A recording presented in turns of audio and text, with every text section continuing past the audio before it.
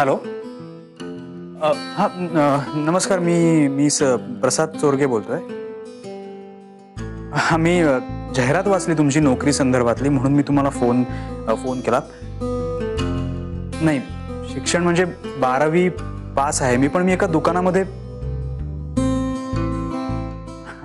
हां चालेल, काही हरकत नाही. मी आजच्या आजच येतो इंटरव्ह्यूला आणि हो, नाही उशीर नाही करत.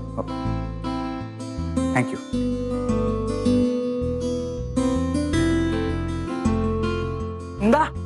तुला माहिती का आज काय झालेलं आहे? आता मी नोकरी शोधत होतो ना पेपरमध्ये, तर मला एक अशी नोकरी मिळालेली आहे, एक जॉब मिळालाय मला की जो माझ्या लायकीचा आहे आणि मी आज चाललेलो आहे. प्रसाद, असं नाही बोलायचं. अगं म्हणजे माझ्या लायकीचा म्हणजे मला करता येईल असा जॉब आहे, सेल्समनचा आहे आणि त्यांनी मला आजच्या आज इंटरव्ह्यूला बोलवलंय. मी जाणार आहे. आजच लगेच बोलवलं त्यांनी? हो. मी एक काम करतो, पटकन आवरतो आणि पळतो. उशीर करायचा नाही मला. चल, मला कपडे दे. माझे कपडे कुठे आहेत? तू कपडे आणलेस ना माझे? हो, मी आणणारच होते, पण काय वृंदा? पण काय वृंदा? वृंदा काय झालंय? तू तिकडे गेली होतीस ना, कोणी काय बोललंय का तुला? आईने आणून नाही दिले का कपडे? सांग मला काय झालंय? तसं काही झालं नाही. वृंदा किती खुश आहे प्रसाद.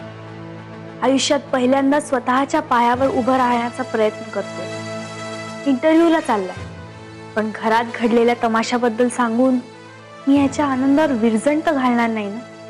हे बरोबर नाही.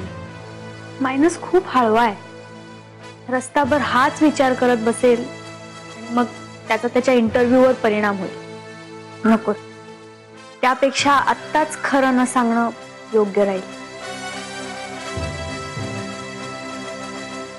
ज्या अर्थी तू गप्प आहेस त्या अर्थी नक्की काहीतरी झालंय वृंदा. का नाही आणलेस कपडे?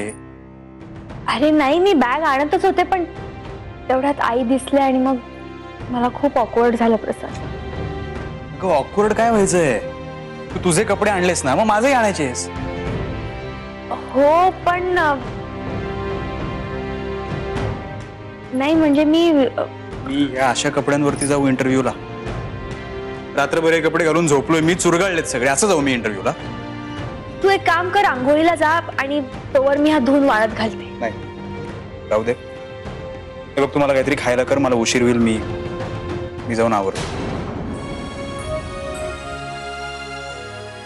सामान तर आणावं लागेल, त्यासाठी पैसे लागतील, पण पैसेच नाहीये.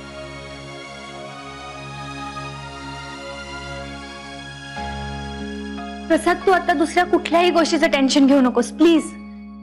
तू आता फक्त तुझ्या इंटरव्ह्यूवर कॉन्सन्ट्रेट कर. काहीतरी खायला करते तुझ्यासाठी.